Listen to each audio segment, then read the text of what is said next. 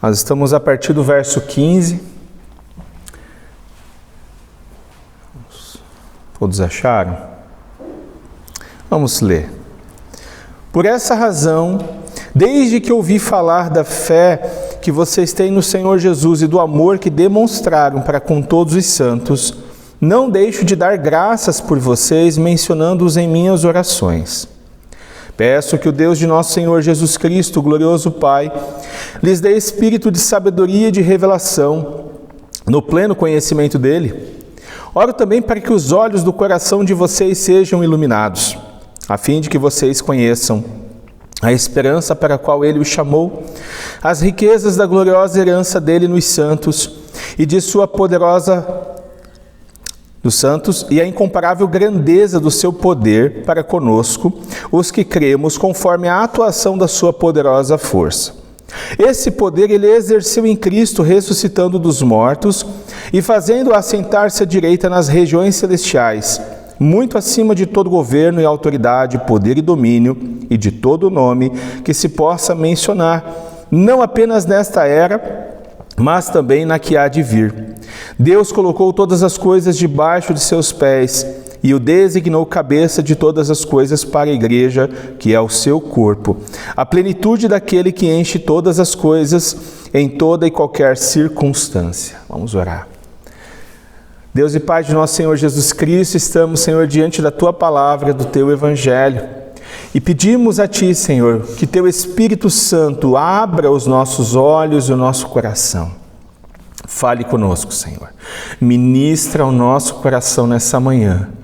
Não permita, Senhor, que nossas preocupações com a vida e com outros problemas, Senhor, venham roubar nossa atenção, mas que os nossos olhos e o nosso coração estejam diante de Ti, olhando para Ti, para a Tua palavra. Alimenta-nos, Senhor, da Tua palavra.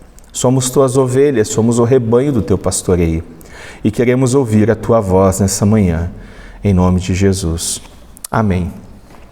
O tema do meu sermão é ação de graças.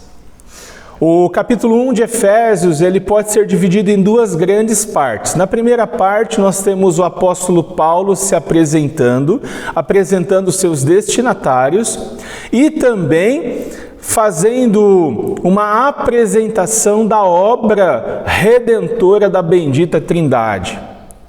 O Pai, antes da fundação do mundo, escolheu aqueles a quem Ele desejou salvar. Na plenitude dos tempos, o Filho de Deus nasceu, viveu e morreu por nossos pecados. Ele morreu, Ele redimiu, Ele morreu na cruz pelos eleitos do Pai. E após a sua ascensão, alguns dias depois, o Espírito Santo é enviado pelo Pai e pelo Filho para selar aqueles que são redimidos, garantindo a salvação deles e confirmando e garantindo a salvação. Essa é a primeira parte do verso 1 ao verso 14. A segunda parte nós começamos hoje, do verso 15 até o verso 23. E essa segunda parte ela é dividida em duas partes, pelo menos. A primeira delas é uma ação de graças, que vai do verso 15 e 16. E do verso 17 ao 23 nós temos uma oração de Paulo pelos Efésios. Então ele dá ação de graças e elogia os Efésios, é o que nós veremos hoje, e na sequência ele ora pelos Efésios. É uma oração escrita para aqueles irmãos que alguns ele ainda não conhecia. Nessa manhã então, nós vamos ficar nos versos 15 e 16, nós vamos ver a ação de graças de Paulo. Meus irmãos, é muito interessante nós percebermos que por causa do pecado, nós nascemos inclinados, nós nascemos assim, a sermos pessoas críticas. Já parou para pensar? Que você não precisa de uma escola, de um curso, para você aprender a ser crítico. Nós somos juízes. Nós somos inclinados a criticar o erro de outras pessoas. É algo da nossa natureza. E nós também temos dificuldade de reconhecer o progresso de outras pessoas. Nós temos dificuldade, muitos pais têm dificuldades, às vezes, de reconhecer o progresso dos seus filhos. Nós, como igreja, às vezes, temos dificuldade de reconhecer o progresso de alguns irmãos. É isso que nos conecta com o povo da Bíblia.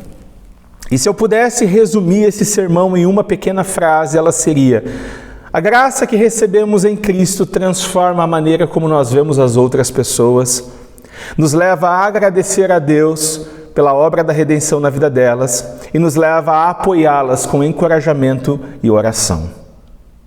A graça que nós recebemos em Cristo Jesus transforma a nossa visão. A nossa visão ela é transformada. O sermão vai ser dividido em 3 pontos. O primeiro vai ser o problema, nós vamos ver o problema. Em seguida, nós vamos ver o texto em si. E por fim, nós vamos ver algumas aplicações. Nós somos rápidos para criticar, mas lentos para agradecer e elogiar. Eu posso ouvir um amém? É verdade. Eu não sei você, qual é o seu texto favorito da Bíblia. É muito difícil escolher um texto favorito, mas com certeza Efésios capítulo 1, 15 ao 23 é um dos textos que mais mexe com o meu coração. E aí eu não sei se isso é culpa dos Crank ou do Dr. David Powlison. Os Crank escreveram uma música sobre isso, sabedoria e revelação. E o David Powlison escreveu um livro chamado Uma Nova Visão. Eu gostaria de pregar esse texto várias e várias vezes, né? Mas ele é um texto muito grande, então por isso eu escolhi a gente trabalhar esses 2 versos nessa manhã, para a gente conseguir entender um pouco mais sobre a ação de graças e sobre o elogio que Paulo faz aos Efésios. Diante da ação de graças que Paulo escreve aos Efésios, eu me lembro o quão rápido eu sou para criticar e o quão lento eu sou para agradecer e elogiar. Isso é algo, não é particular a mim, né? Se você disse amém antes, você reconhece que você também tem culpa no cartório. Tem algumas coisas que nós não precisamos aprender. Nós não precisamos aprender a criticar. E olha que nós não precisamos nem dominar o assunto que nós vamos criticar. Nós não precisamos dominar. Nós olhamos uma partida de futebol e nós reclamamos porque o técnico não colocou o tal do Hendrick. Nós olhamos para outras situações na vida e nós não entendemos muita coisa, mas nós acabamos criticando e de forma veemente. Nós não aprendemos a criticar, nós nascemos criticando. E isso é por causa do pecado. Isso acontece em nós por causa do pecado. Então a prova de que nós somos pecadores é nós nascemos críticos. Pega uma criança pequena. Uma criança pequena já vai saber criticar. Ela vai saber. O pecado afetou profundamente todos nós. E nós podemos ver a extensão da queda em nossa vida quando nós analisamos a nossa rapidez em criticar outras pessoas. Nós somos rápidos, muito rápidos. Nós somos críticos, mas não apenas críticos. A nossa língua é uma língua ferina muitas vezes, é uma língua afiada, uma língua que corta, é uma língua que machuca. Quando criticamos muitas vezes, nós até temos muitas vezes a razão do nosso lado, mas nós acabamos machucando pessoas, o alvo da nossa crítica. Um tapa pode ser esquecido, mas uma crítica afiada corta o coração. Essa é a nossa natureza, nós somos filhos de Adão. Quando as pessoas não atingem o padrão que nós estabelecemos para elas, nós criticamos. O nosso lema é: doa a quem doer, precisamos falar a verdade.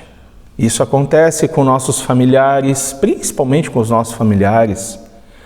Acontece com os nossos amigos e acontece com os nossos irmãos em Cristo. É o marido que exige perfeição da esposa e a critica quando ela não atinge os seus objetivos. É a esposa que aproveita todas as oportunidades para criticar seu marido. E sim, ambos possuem alta capacidade de ferir um ao outro com as palavras, com suas críticas. Um dia ambos juraram amor eterno, mas o pecado torna o casamento muitas vezes uma guerra fria. E o que dizer dos pais que exigem a perfeição de seus filhos? Tem filhos que nunca ouviram um elogio do seu pai. Tem filhos que nunca ouviram um agradecimento do seu pai. E por mais que se esforcem para atingir os altos objetivos estabelecidos pelos pais, eles não recebem palavras de encorajamento. Conseguiu? Você não fez mais do que a sua obrigação.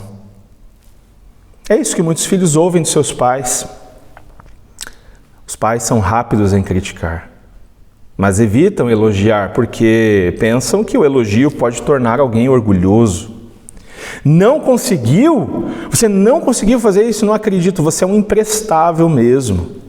É isso que muitos filhos ouvem de seus pais. Alguns pais acreditam que é assim que devem falar com seus filhos, quando eles não atingem o padrão estabelecido.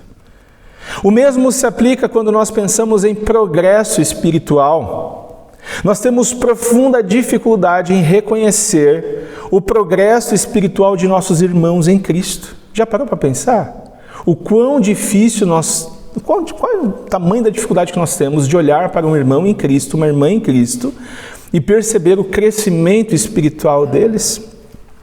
Nós temos dificuldade em aceitar que o processo de transformação pelo Evangelho é longo, é demorado. Queremos nada menos do que a perfeição daqueles que foram aceitos na família de Deus. Somos mais exigentes do que o próprio Deus. Porque o próprio Deus não exige essa perfeição. É interessante perceber o quanto nós estamos acostumados com o apóstolo Paulo, mas ele também era um filho de Adão. E como tal, ele também tinha inclinações carnais como nós. Em Gálatas, capítulo 1, verso 13 e 14, o apóstolo Paulo vai dizer: vocês ouviram qual foi o meu procedimento no judaísmo? Como perseguia com violência a igreja de Deus, procurando destruí-la? No judaísmo, eu superava a maioria dos judeus da minha idade e era extremamente zeloso das tradições dos meus antepassados. Você conhece uma pessoa que é zelosa? Você conhece uma pessoa que é exigente? Paulo, ele era zeloso e ele era exigente. E se você conhece uma pessoa que é zelosa e exigente, você sabe o quão chata essa pessoa pode ser, o quão crítica essa pessoa pode ser quando outras pessoas não atingem o seu padrão estabelecido. É possível que antes de sua conversão, Paulo se achasse acima da média. E o lema "doa quem doer" era vivido por ele. Mas a maravilhosa graça de Deus o alcançou, meus irmãos. Ele teve um encontro pessoal com Jesus Cristo ressuscitado na estrada de Damasco. E aquele encontro transformou o apóstolo Paulo. Ver aquele que ressuscitou dos mortos transforma a visão de Paulo. Ele passa a enxergar Deus de forma correta. E é por isso que ele deixa de ser um crítico exigente e perseguidor e se torna um crente e um apoiador dos outros crentes. É interessante que quando nós olhamos para as cartas dele, mesmo quando ele vai repreender, ele faz isso de uma forma sábia e de uma forma amorosa. Essa nova visão fez enxergar outras pessoas da forma que Deus as enxerga. Essa nova visão o levava constantemente a agradecer a Deus por seus irmãos em Cristo. Essa nova visão era o combustível para que através de suas cartas ele encorajasse outros irmãos e orasse por eles. E é o que nós vemos em Efésios 1, 15 e 16. Nós vemos o elogio e a gratidão pela obra de Deus na vida dos Efésios. Olha comigo, verso 15. Por essa Por essa razão, desde que ouvir falar da fé de vocês, que vocês têm no Senhor Jesus e do amor que demonstraram para com todos os santos, não deixo de dar graças por vocês, mencionando-os em minha oração. Nesses 2 versos nós temos um elogio e uma ação de graças. Após falar da eleição pelo Pai, a redenção pelo Filho e o selo do Espírito, Paulo encoraja os seus destinatários e agradece a Deus por eles. Depois da eulogia, vem o elogio. Eulogia é adoração a Deus. Então, depois da adoração a Deus, vem o encorajamento, a gratidão e a oração. À luz de todos os benefícios espirituais que Deus concedeu aos crentes, Paulo tem motivos para agradecer e orar em favor deles. É isso que a palavra por essa razão significa. Ou seja, à luz da obra redentora de Deus na vida daqueles irmãos, Paulo elogia o progresso, é grato a Deus e ora. Paulo havia plantado a igreja em Éfeso, mas quando ele escreve essa carta, ele estava na prisão, provavelmente em Roma. Essa carta foi escrita ali entre o ano 61 e 62 da era cristã. E fazia cerca de 5 a 6 anos que o apóstolo Paulo não estava lá em Éfeso. É bem provável que nesses 5 a 6 anos que ele não estava lá, a igreja tinha recebido novos irmãos em Cristo. Novas pessoas chegaram à fé. Então, é por isso que Paulo vai dizer, desde que eu ouvi falar da fé de vocês. A razão para a ação de graças de Paulo é a fé e o amor dos efésios. O objeto da fé dos efésios é o Senhor Jesus. O objeto do amor deles é todos os santos. Eles estavam, meus irmãos, inseridos numa cultura profundamente idólatra e pagã. O normal era ser pagão. O normal era ser adorador de Ártemis. O normal era fazer sacrifício aos deuses. Mas a fé dos crentes em Éfeso era motivo de Paulo agradecer a Deus pela vida deles. Paulo enxergava naqueles irmãos, por meio daquilo que ele ouvia, Paulo enxergava a obra da bendita Trindade na vida daqueles irmãos.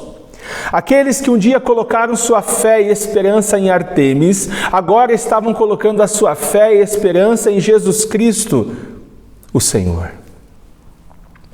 Por meio de Cristo, eles passaram a ter um relacionamento de paz e alegria com Deus, eles foram adotados na família de Deus, eles foram redimidos pelo Filho de Deus e selados pelo Espírito de Deus.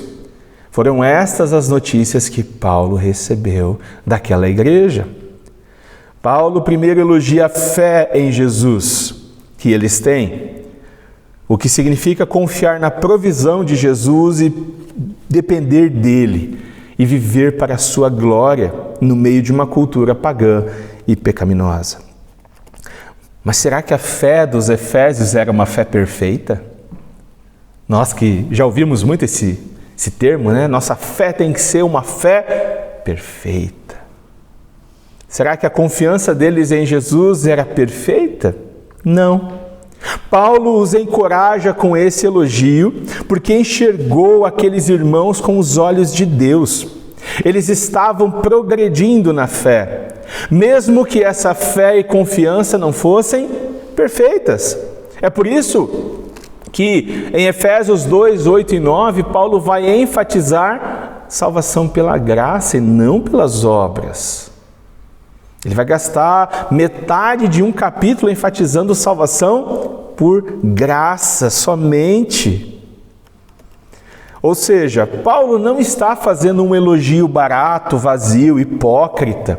É um elogio sincero que vem acompanhado de amor e paciência. Antes de ensinar, Paulo elogia. Ele oferece apoio espiritual aos crentes quando age dessa maneira.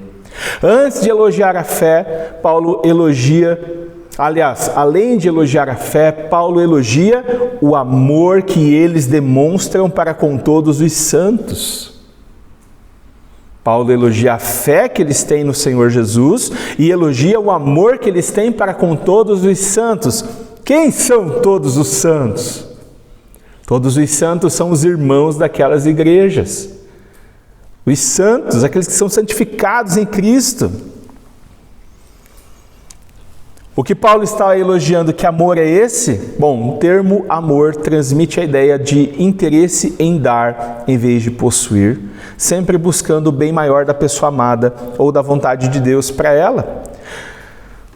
Esses irmãos amavam uns aos outros, demonstravam amor uns pelos outros na igreja local. E aí, novamente, nós percebemos que Paulo enxergava aqueles irmãos com os olhos de Deus. Paulo olhava para aqueles irmãos com os olhos de Deus, não com os olhos naturais.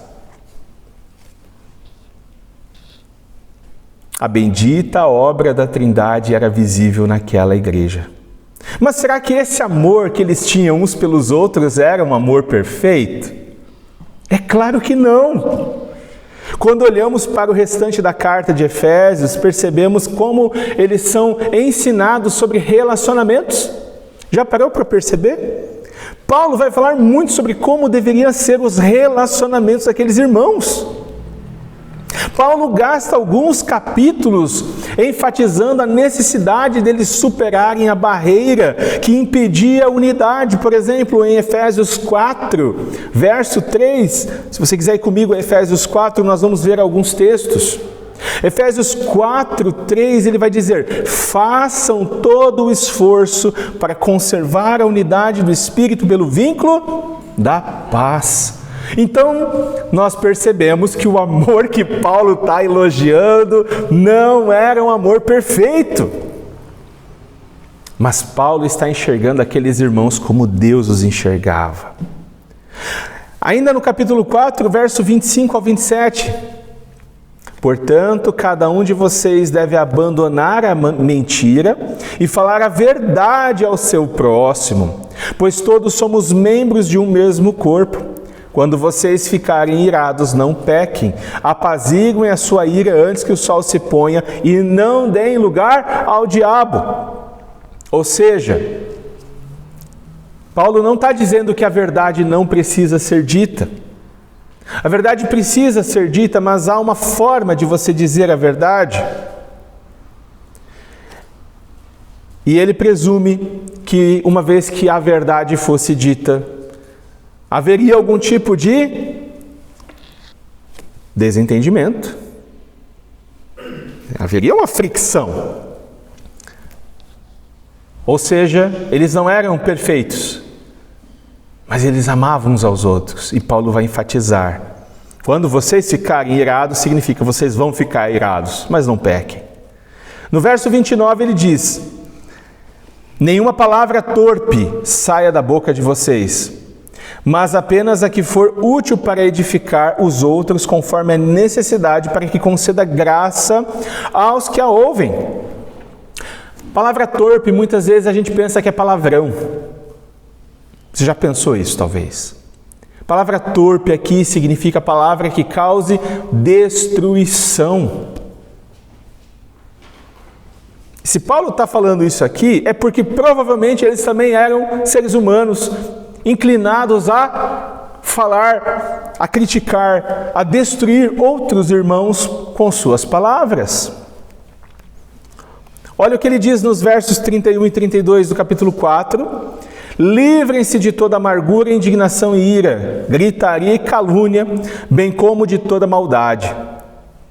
Sejam bondosos e compassivos uns para com os outros, perdoando-se mutuamente, assim como Deus os perdoou em Cristo. Ou seja, Paulo, olha que legal, Paulo está elogiando o amor que eles têm com todos os santos, mas Paulo sabe que a obra de Deus não está completa na vida deles, eles ainda estão num processo de santificação. Isso significa que eles ainda vão sentir amargura, eles ainda vão ficar indignados, eles ainda vão ficar irados muitas vezes. Alguns podem até caluniar, mas eles devem se livrar de tudo isso, eles devem se livrar disso. Pelo contrário, Paulo vai dizer: sejam bondosos, sejam compassivos e se perdoem uns aos outros, como Deus os perdoou em Cristo. A forma que Deus nos tratou é o padrão estabelecido para nós tratarmos outras pessoas. Em todas essas passagens percebemos que o amor dos efésios uns pelos outros não era um amor perfeito. Eles estavam sim progredindo no processo de se tornarem mais parecidos com Cristo, mas ainda não chegaram lá. Eles estavam no caminho certo, por isso que Paulo os elogia. Ou seja, eles não eram falsos crentes. Eles não eram pessoas que não tinham nascido de novo e estavam na igreja. Não, eles eram crentes. Eles tinham evidências do novo nascimento, eles tinham evidências da obra redentora da bendita Trindade. Mas eles não eram perfeitos. E é por isso que eles recebem o elogio de Paulo. Ao agradecer pelas coisas boas em pessoas que eles sabem serem imperfeitas, Paulo indica que com os seus olhos da fé as vê revestidas com a justiça de Cristo. Brian Chappell vai dizer isso. Paulo enxergava aqueles irmãos revestidos com a justiça perfeita de Cristo. Amar a Jesus Cristo e confiar somente neles, meu irmão, minha irmã, é algo sobrenatural. Amar Jesus Cristo não é uma coisa natural. Confiar em Jesus Cristo não é algo natural, é um milagre. Mesmo que de modo imperfeito, amar a Deus e amar ao próximo só é possível por causa da obra de Deus em nós. Não é algo que nós desejamos naturalmente fazer. E é por isso que ele diz: não deixo de dar graças por vocês, mencionando em minhas orações. Paulo aplica a graça não apenas ao agradecer pelos efésios, mas também ao orar pelo crescimento espiritual deles. Ele enxergou aqueles irmãos com os olhos da fé, ele ouviu falar da fé e do amor que eles tinham e se alegrou, mas ele sabia que tanto a fé quanto o amor são frutos da obra de Deus em nós. Nós não conseguimos produzir fé e amor na força do braço. E é por isso que ele rende graças a Deus, porque é por causa da obra de Deus que eles amam a Deus e ama os todos os santos. E eles oram por isso. Se os efésios estavam crendo em Jesus e amando uns aos outros, o crédito pertence a Deus somente. Ele merece o louvor por salvar e transformar os crentes, pois a fé vem de Deus e o amor que recebemos de Deus transborda nos nossos relacionamentos. Como que isso se aplica em nossa vida? O que um elogio e uma ação de graças feito há quase 2000 anos pode nos ensinar? Bom, vamos descobrir. Para entendermos como o elogio e a ação de graças de Paulo aos Efésios se aplica em nossa vida, nós precisamos voltar ao Éden. Sim, nós sempre precisamos voltar lá. Gênesis 1 e 2, a Escritura revela que após criar o universo e a terra, Deus criou todas as coisas necessárias para a vida humana na terra. O nosso Deus fez tudo isso pelo poder da sua palavra. E no texto da criação nós temos um refrão. Após terminar cada etapa, o autor diz que Deus viu tudo o que tinha feito, ficou satisfeito, porque tudo tinha ficado muito bom. Na minha tradução, na NVI, o autor ficou assim: e Deus viu que ficou bom.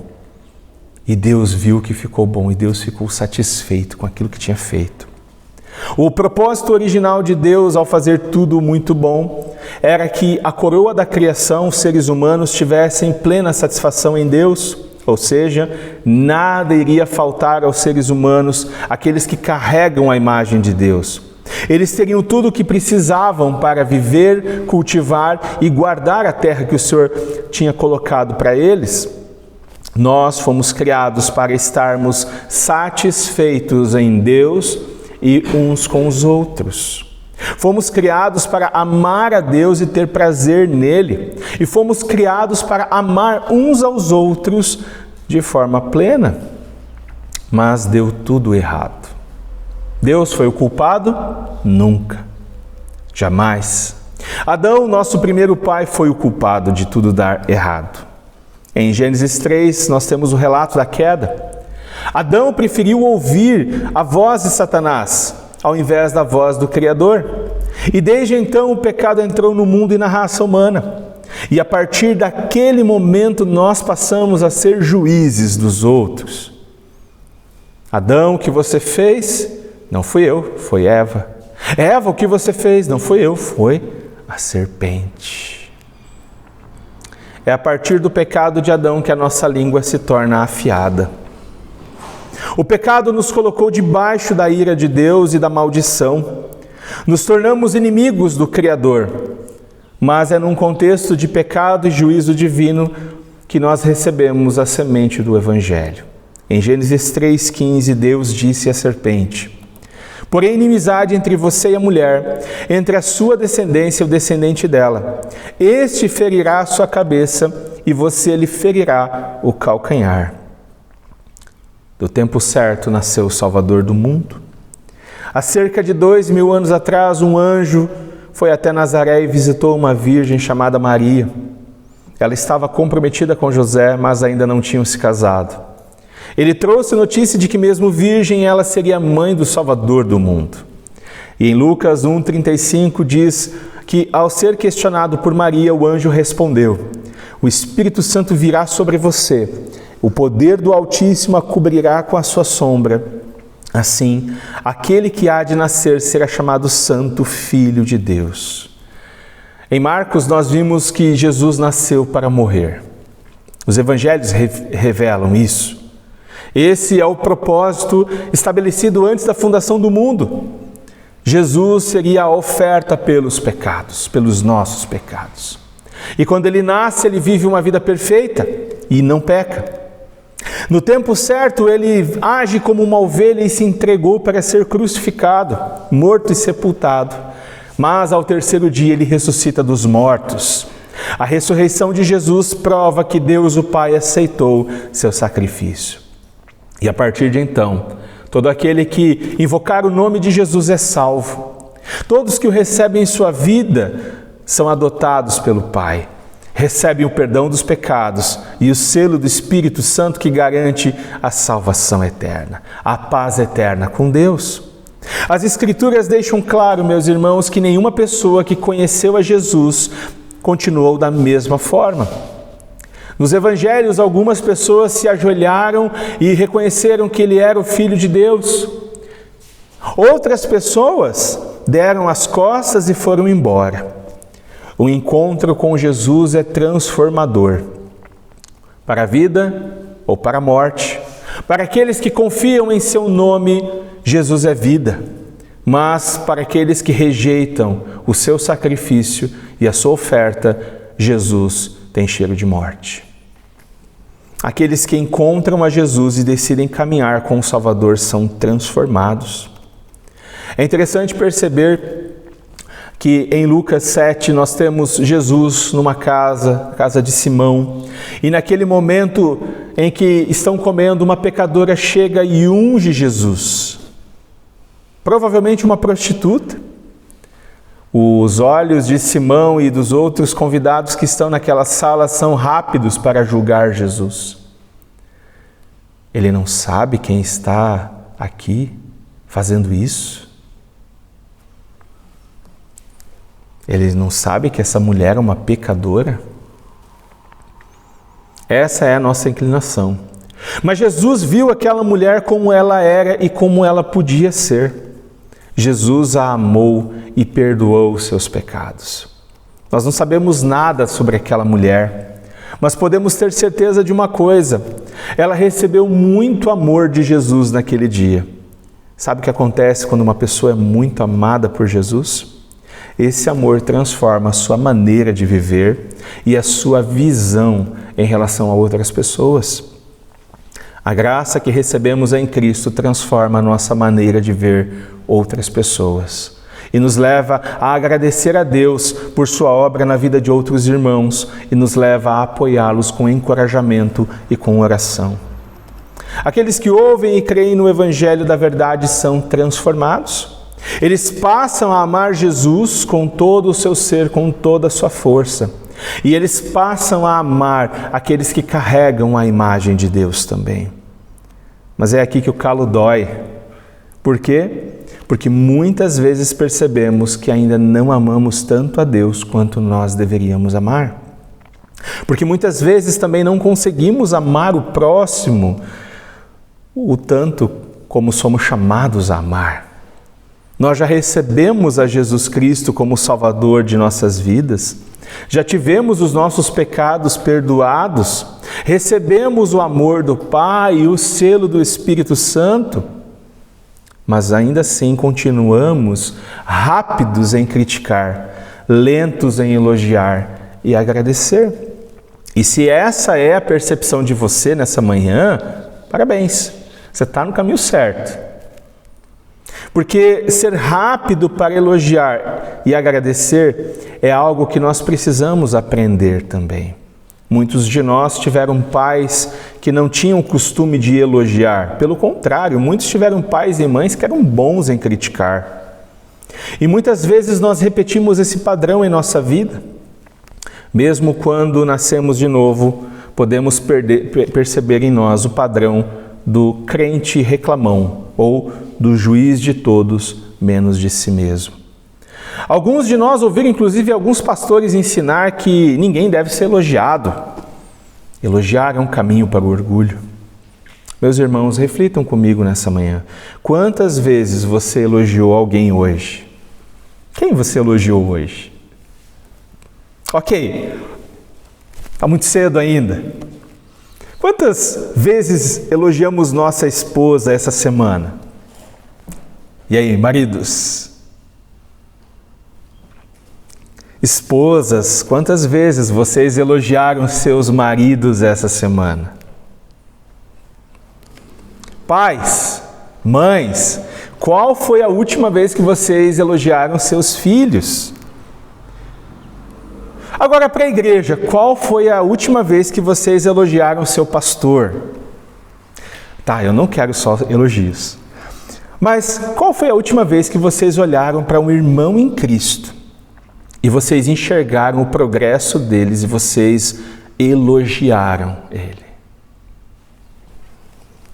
Não se desespere se a sua resposta for não sei, não lembro ou nunca elogiei. O meu objetivo nessa manhã não é condenar você, mas apontar o poder que nossas palavras possuem. As nossas palavras podem construir ou destruir.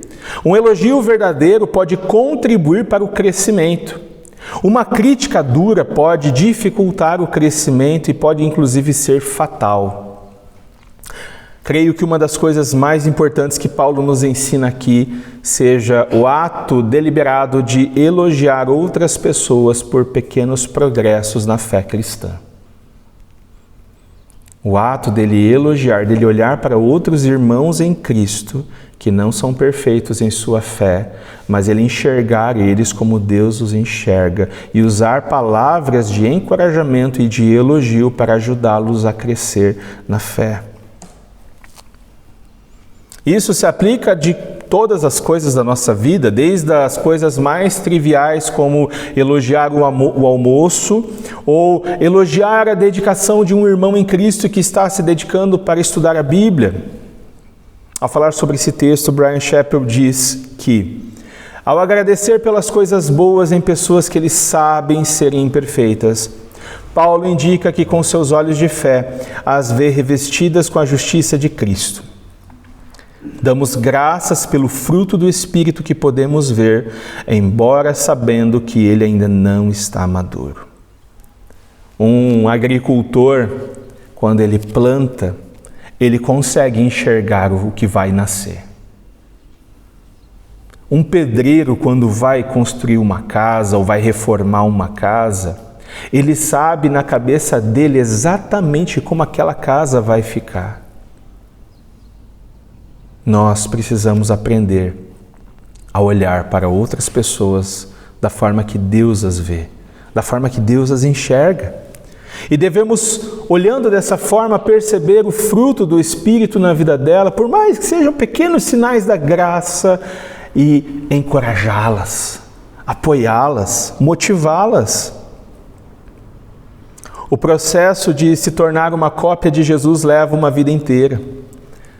Mas quando nós olhamos com os olhos de Deus, nós conseguimos perceber os sinais da graça de Deus ao nosso redor, na vida dos nossos irmãos. E quando nós vemos esses sinais, nós devemos encorajá-los. Chappell vai dizer: não é preciso nenhuma habilidade especial para ver o que está errado nas pessoas e então criticá-las, mas ver as pessoas revestidas com uma justiça que não é delas mesmas e incentivá-las com base nisso a serem mais como devem ser, transmite poderosamente o coração de Cristo. Elogiar um irmão por seu progresso na fé, por mais que o seu progresso ainda não é perfeito, transmite um coração de Cristo. Nós olhamos como Cristo, nós apoiamos esse irmão em seu crescimento. Isso não significa que nós não iremos corrigir um irmão em Cristo, muito menos deixaremos de falar a verdade à nossa esposa ou aos filhos. Mas se a gente só falar a verdade, doa quem doer, não estaremos ajudando ninguém a seguir Jesus. Quando as pessoas percebem que nós as amamos, elas aceitam com maior facilidade uma correção amorosa. Seus filhos, um dia vocês vão ter filhos, eles precisam saber que vocês os amam, antes deles saberem que vocês querem que eles vivam de forma diferente. Antes de corrigir sua esposa ou seu marido, precisam saber que nós as amamos, a esposa, que vocês amam seus maridos. Antes de corrigir um irmão em Cristo, esse irmão precisa saber que sim, você ama esse irmão em Cristo. Esse irmão é precioso em Cristo. Por que ele é precioso? Não porque ele é bonito, não porque ele tem dinheiro, não porque ele é influente, mas porque Cristo morreu por ele. E ele agora caminha com Jesus. É por isso que ele é precioso. A nossa correção nunca deve ser feita no calor do momento, quando estamos com raiva. Nós devemos olhar a imagem de Deus naquele que nós vamos corrigir e então devemos sim corrigir, porque a imagem de Deus está lá. Nós damos apoio espiritual ao elogiar outros pelo bem que vemos, apesar do crescimento de que eles ainda precisam. Meus irmãos, como eu falei domingo passado, vocês estão diante de um pastor em formação. Sabe o que isso significa? Que esse pastor vai cometer erros no longo do caminho. Mas na verdade, se você olhar para si mesmo, você vai perceber que você também está em formação. Todos nós somos crentes em formação. Aqueles que se tornam cristãos, seguidores de Jesus, vão errar ao longo da jornada. Mas ao longo da jornada, é quando nós errarmos, nós precisamos de um irmão, de uma irmã em Cristo que nos ame, a ponto de dizer aonde nós estamos errando. Não com raiva, não com ira, mas com amor. É ao longo dessa jornada, nos dias mais difíceis em que nós tivermos e nós vamos ter, que nós precisamos ouvir encorajamento. É quando nós não percebemos o nosso progresso que nós precisamos desse encorajamento. E eu sou muito grato a Deus, porque Deus tem colocado homens de Deus na minha vida e que têm sido instrumentos de encorajamento. Muito grato. Todos nós precisamos de encorajamento. Nós precisamos sim receber elogios. E nós devemos cultivar essa prática na nossa casa, no trabalho. Eu acho muito curioso quando eu faço um elogio para o meu sogro e ele fica radiante. Ou quando eu faço um elogio para minha sogra, ela fica radiante. O que fez ela gostar de mim não foi apenas o ato de eu ajudá-la no serviço quando eu estava namorando a Sheila, mas também o fato de eu elogiar quando ela fazia alguma coisa boa. As pessoas precisam sentir o sal da nossa vida, nas nossas palavras. Nós podemos elogiar no mercado, inclusive, com estranhos. Mas devemos aproveitar as oportunidades que nós temos para elogiar e agradecer, inclusive, aos nossos irmãos em Cristo pela obra de Deus na vida deles. Meus irmãos, vamos orar. Deus e Pai de nosso Senhor Jesus Cristo, nós te damos graças, Senhor, por tua obra redentora em nossa vida. Senhor, muitas vezes temos dificuldade de perceber o progresso que estamos tendo, Senhor. Mas o Senhor nos enxerga. Nos ajude também, Senhor, a enxergar nossos irmãos da forma que o Senhor enxerga. Ajude-nos, ó Deus, a termos sempre uma palavra de encorajamento para momentos em que os nossos irmãos precisarem. Ajude-nos, ó Deus, a perceber sinais da Tua graça na vida dos nossos irmãos e também a elogiá-los por causa disso, a agradecer a Ti por causa disso. Ajude-nos, ó Deus, a termos uma vida de oração por nossos irmãos, agradecendo a Ti por Tua obra na vida deles. Senhor, que sejamos bons pais, que sejamos bons maridos, que as esposas sejam boas esposas, que os filhos sejam bons filhos e que sejamos crentes que glorifiquem o Teu nome. E se há, ó Deus, alguém ainda, Senhor, que ainda não tem certeza, que o Senhor possa confirmar no coração, que o Senhor possa salvar, Senhor, aqueles que estão perdidos, para que a Tua obra seja feita, Teu nome glorificado. Assim oramos em nome de Jesus.